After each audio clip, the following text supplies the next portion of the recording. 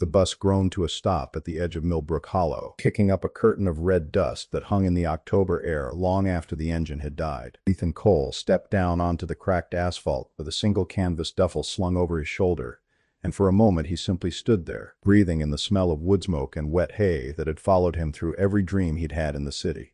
He was 22. He had $400 folded into his sock, a 2-year certificate in industrial logistics that nobody in this town had ever heard of, and a mother whose cough had grown a rattle in it that frightened him more than any exam he'd ever taken. The house waited at the top of the hill, paint peeling like sunburned skin. The porch step still cracked in the same place it had been cracked since he was 9. His father was sitting in the rocking chair when Ethan came up the path, a wool blanket over his knees despite the mild afternoon, and the old man's eyes brightened in a way that made Ethan's throat close. "You're leaving again," his father said. It wasn't a question. Word traveled fast in the hollow, and his father had always been able to read the set of Ethan's shoulders like a weather report.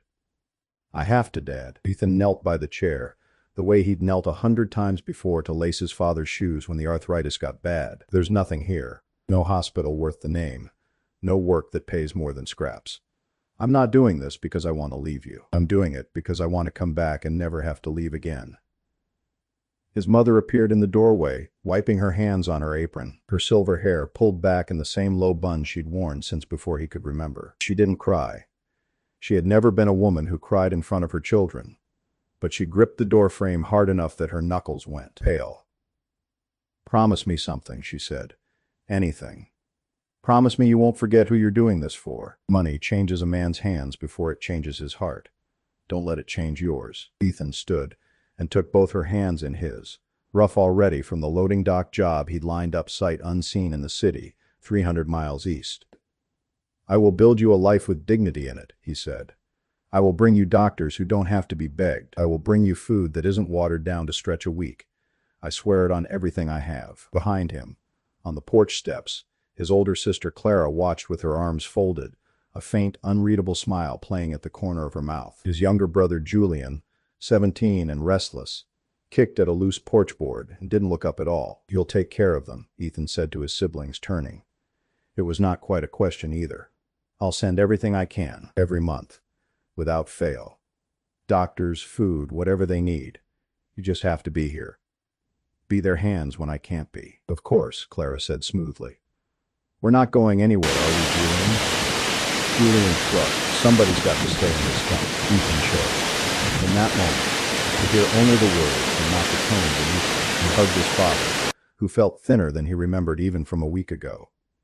He kissed his mother's forehead, and then he walked back down the hill toward the bus stop with his whole future folded into a duffel bag and a promise sitting heavier on his chest than any debt. He did not look back. If he had, he might have seen Clara's smile widen the moment his back was turned. Not warmly, but the way a woman smiles when a door has just been left conveniently, permanently open. Part 2.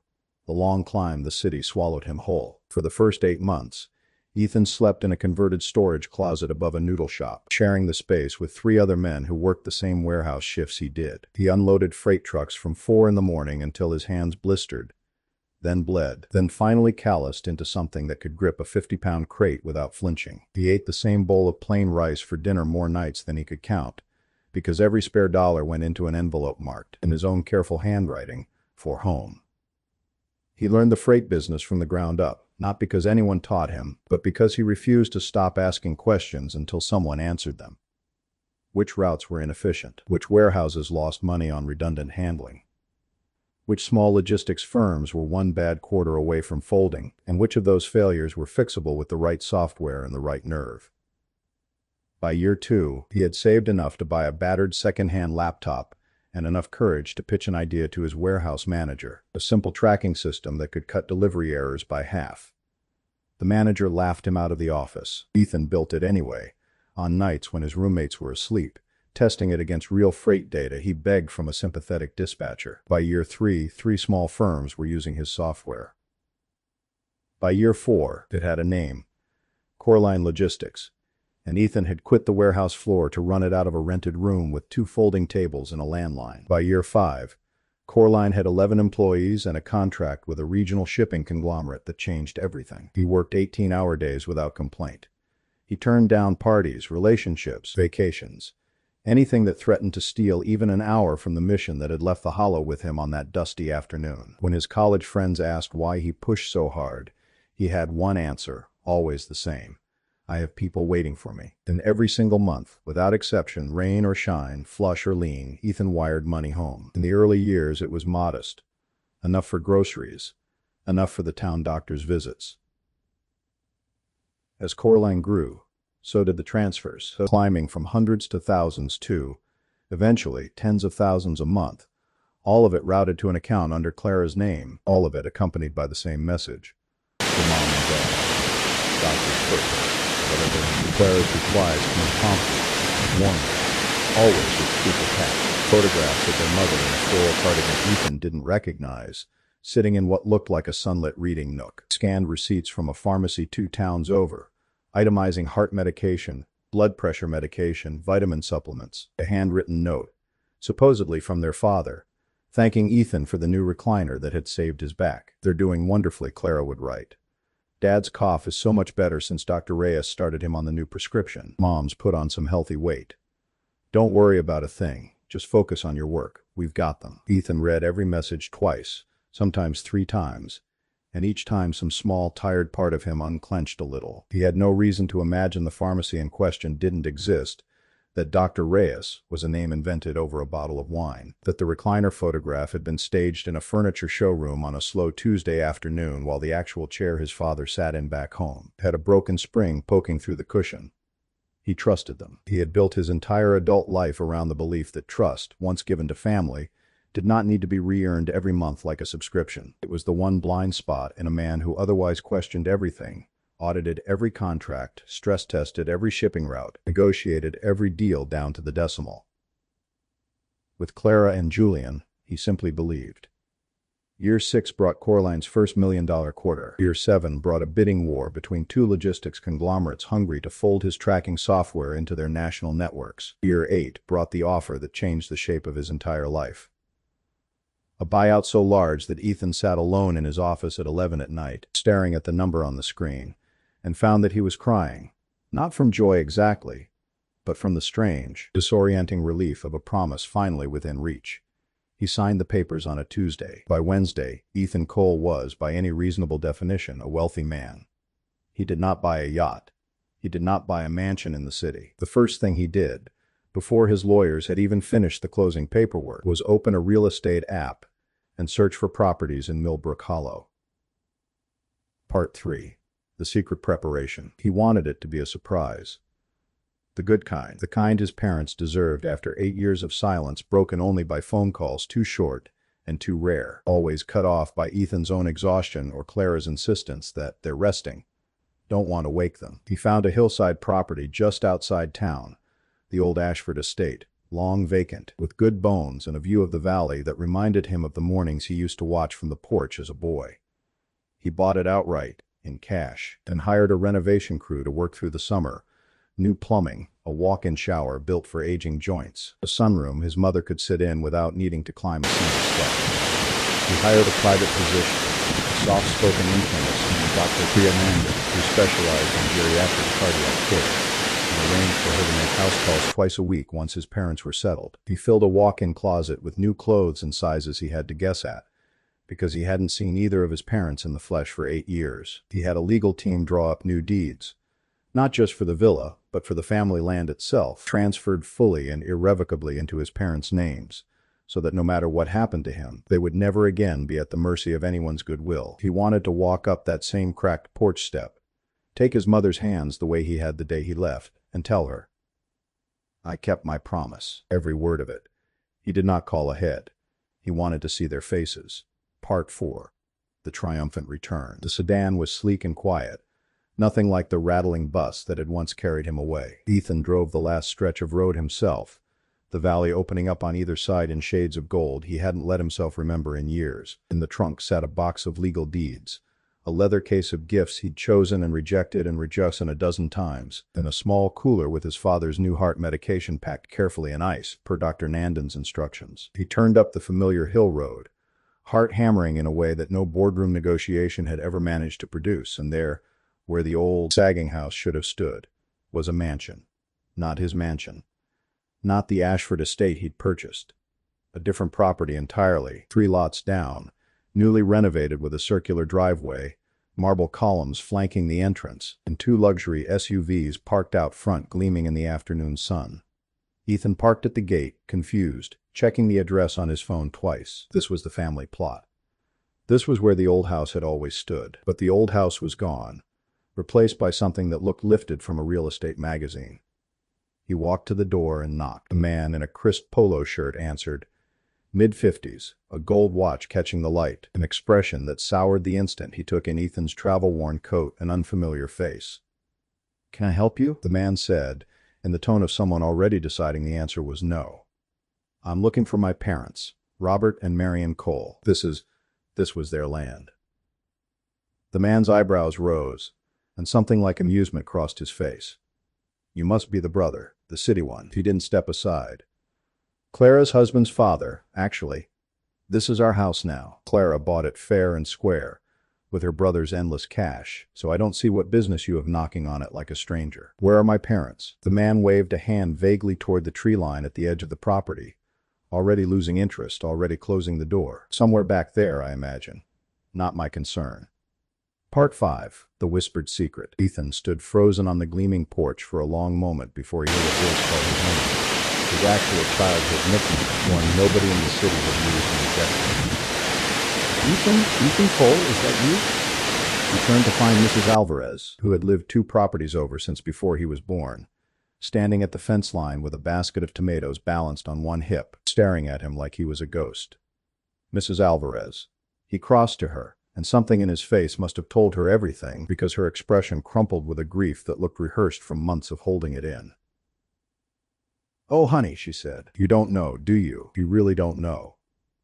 "Know what? Where are my parents?" That man said. "That man," she said, voice dropping to something bitter, "has never once brought them so much as a blanket." She set the tomato basket down on the fence post and took Ethan's hand in both of hers, the way she used to when he was small and had scraped a knee.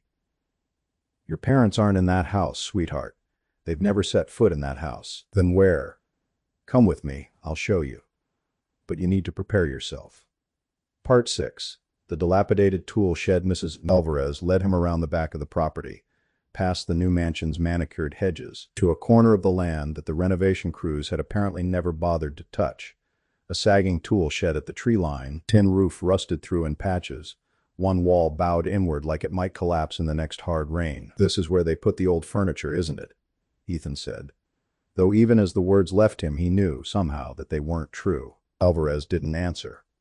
She simply nodded toward the door. The hinges shrieked when Ethan pushed it open, and the smell hit him first. Mildew and something colder and more clinical beneath it, the smell of illness untreated. Weak light filtered through a single cracked window, and in that light Ethan saw his mother. She was sitting on a thin cot, wrapped in a blanket so worn he could see the weave through it, wearing a house dress that hung off her frame in a way that told him, instantly, how much weight she'd lost. Her silver hair, once always neatly bound, hung loose and tangled around a face gone gray with exhaustion. In the corner, on a stack of blankets laid directly over packed dirt floor, his father lay curled on his side, coughing. The same rattling cough Ethan remembered from 8 years ago, except now it tore through his whole body, doubling him over with a violence that made Ethan's stomach drop through the floor. "Dad." Ethan was across the room before he decided to move, on his knees in the dirt, his hands hovering over his father's shaking shoulders, afraid to touch him and somehow make it worse. His father's eyes opened slowly, cloudy with fever, and it took several agonizing seconds, for recognition to dawn. "Ethan." The word came out cracked, disbelieving. "Ethan, is that your home?"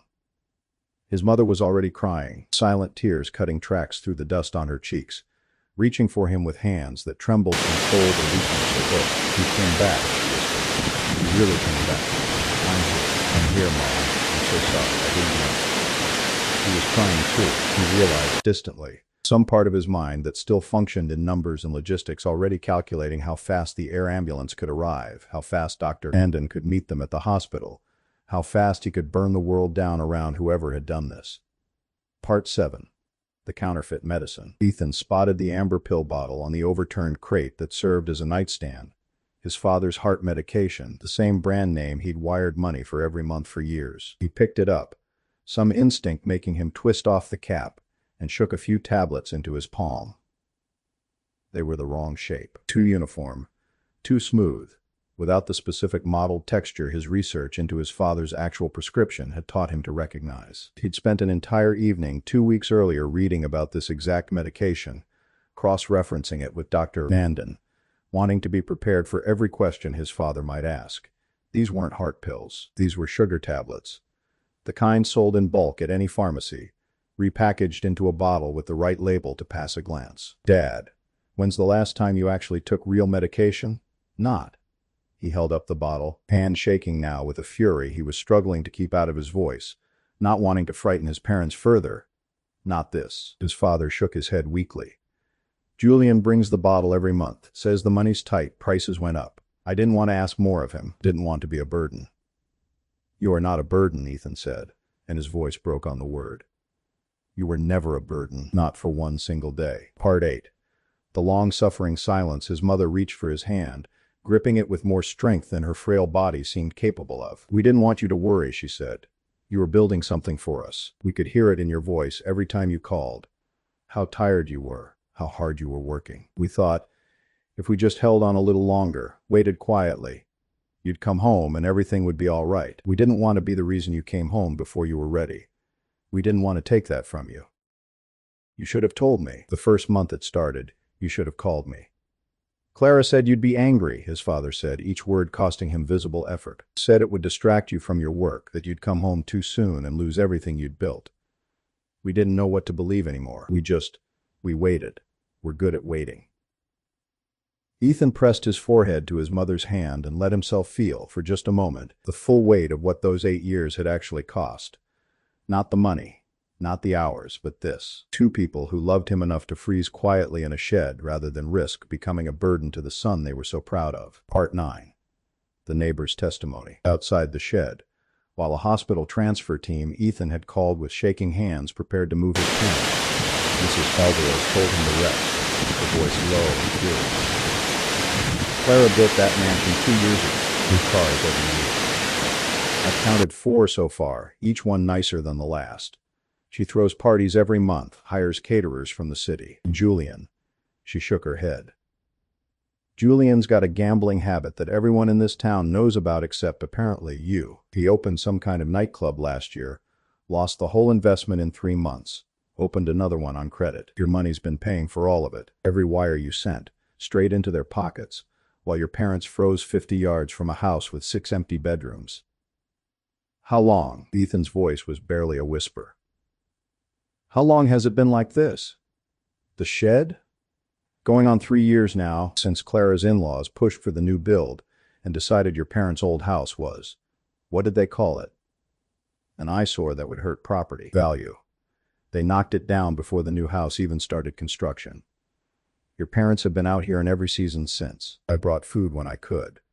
Blankets. I called Clara more times than I can count. She always had an excuse, always said she'd handle it. She never did." Ethan closed his eyes, and when he opened them again, something in his face had gone very still, very cold. The same expression Mrs. Alvarez would later tell people that he must have worn in every hard negotiation that built his empire. "Where's the banquet Julian's throwing tonight?" he asked. "I heard someone mention it at the gate." "The Wellington, downtown. Big to do, apparently. New club opening. Half the town's investors will be there." "Good," Ethan said. "I know exactly where to go next." Part 10.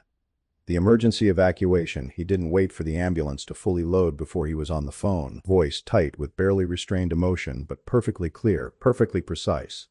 The same voice he used to close 8-figure deals. "Andon, it's Ethan.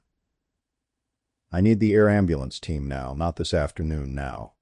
Both my parents. My father's in acute distress, possible cardiac event, and he's been on counterfeit medication for God knows how long. My mother's severely malnourished and hypothermic.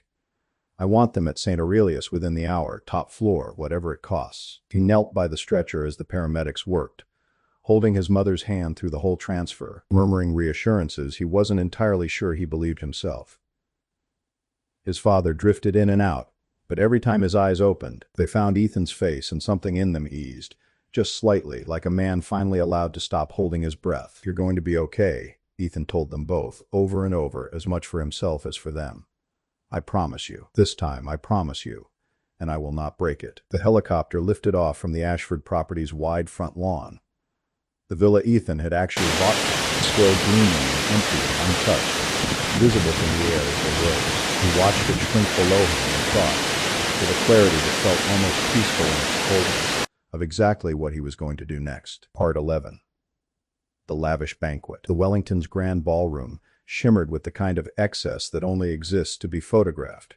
Crystal chandeliers, champagne tower 3 tiers high, a jazz quartet playing just loud enough to be heard over the buzz of self-satisfied conversation. A banner across the far wall read, in gold script, "Grand Opening. Julian Cole presents the Azure Lounge." Julian stood near the center of the room in a tailored charcoal suit, champagne flute in hand, laughing too loudly at something one of his investors had said. Clara circulated nearby in a beaded gown, air-kissing acquaintances, gesturing with a hand that caught the light off a new diamond bracelet. Neither of them noticed the man in the mud-stained coat until he was already halfway across the ballroom floor.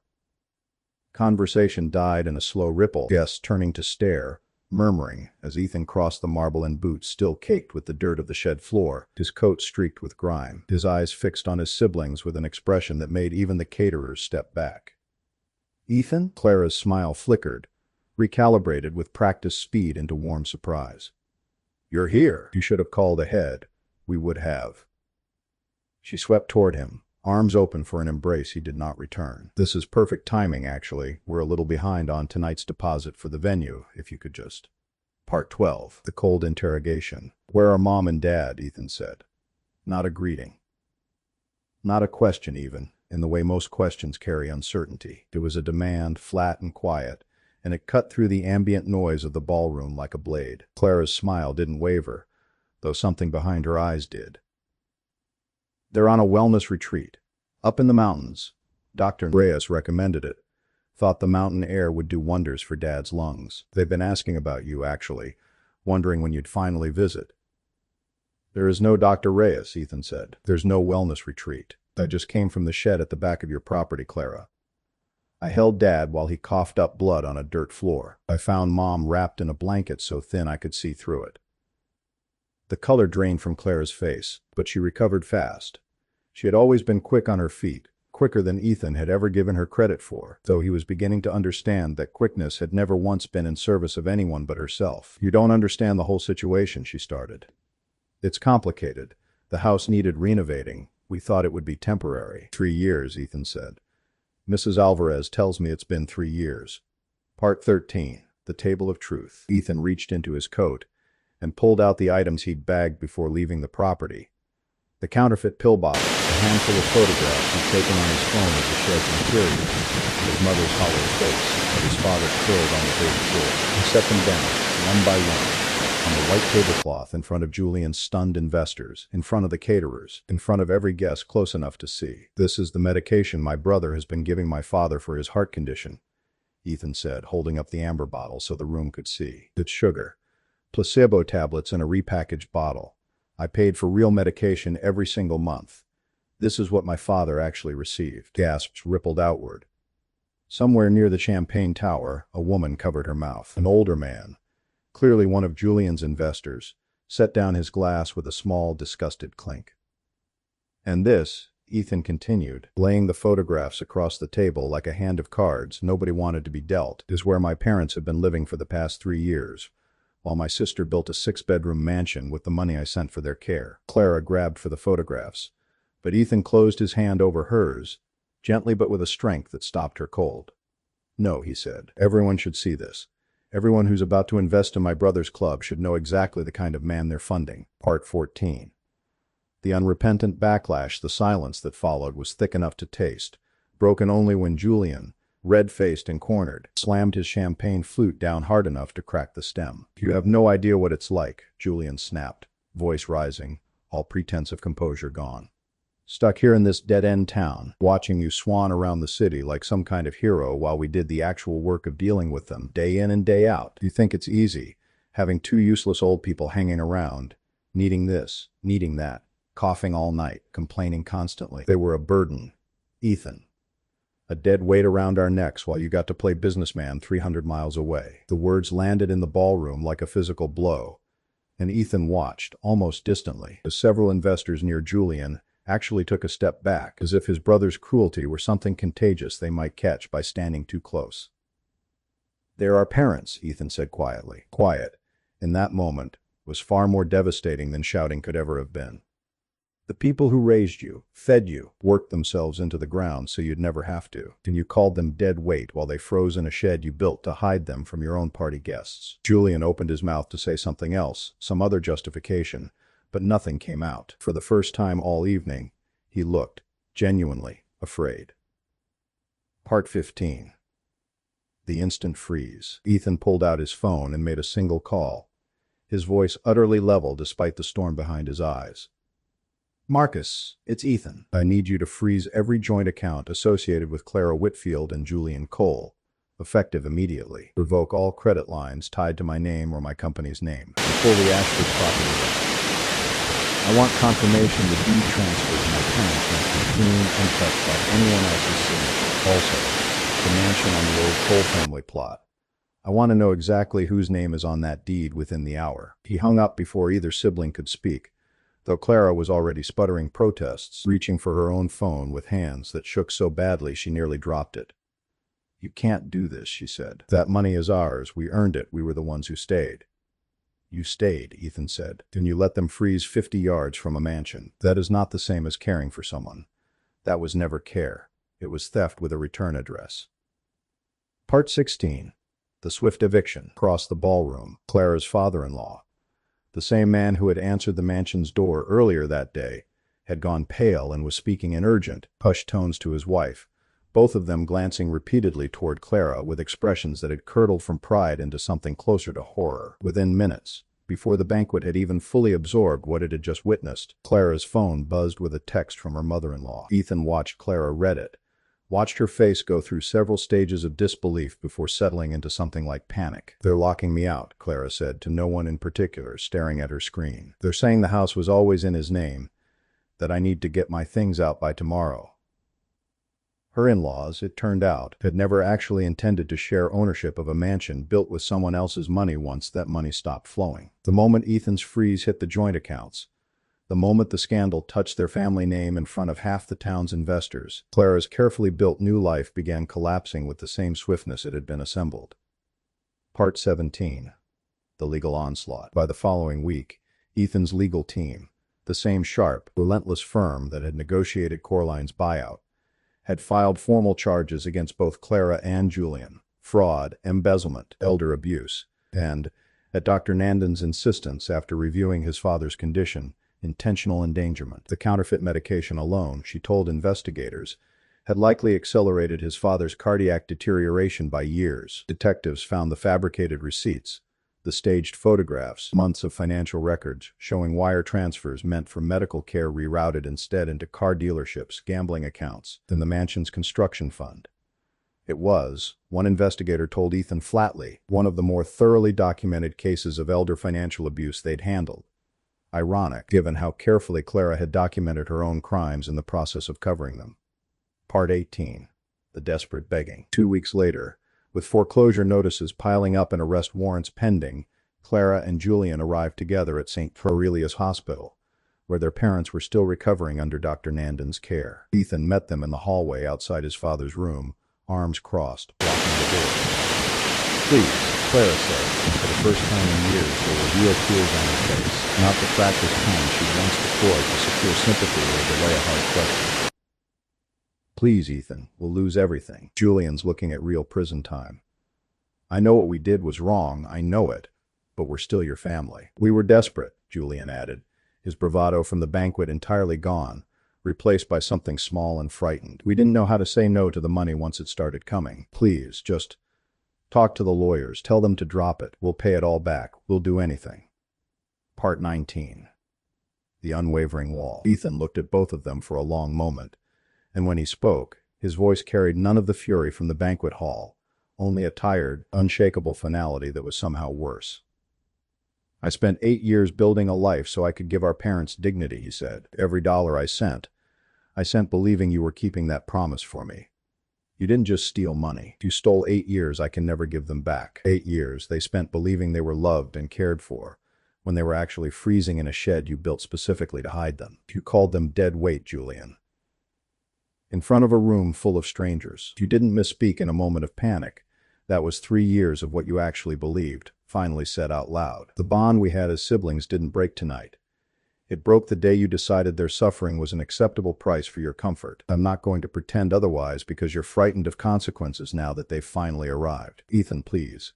Clara reached for his arm. He stepped back out of reach. No, he said simply. I kept my promise to them. You didn't keep yours. That's the only accounting that matters to me now. He turned and walked into his father's hospital room, closing the door quietly behind him, leaving his siblings standing in a hallway that suddenly felt very cold. Part 20. The complete ruin. The trial, when it came, was swift and thorough. Asset recovery lawsuits stripped Clara and Julian of everything traceable to Ethan's stolen wires. The cars, the mansion's remaining equity, Julian's failed club ventures. Character witnesses lined up on both sides. But the physical evidence, the counterfeit medication, the financial trail, Mrs. Alvarez's testimony about 3 years of quiet neglect, left little room for the jury to hesitate. Clara received 4 years for embezzlement and elder abuse. Julian, given the additional charge of intentional endangerment tied directly to the counterfeit heart medication, received 7. Neither of them would leave prison with anything resembling the life they'd built on Ethan's trust. No mansion, no luxury cars, no investors, and perhaps most permanently, no family waiting for them on the other side. Part 21. The Sacred Restoration. Months later, the Ashford villa was finally, truly lived in. Sunlight poured through the sunroom windows onto the chair where Ethan's mother sat each morning with a cup of tea. Color returned to her cheeks, weight returned to her frame.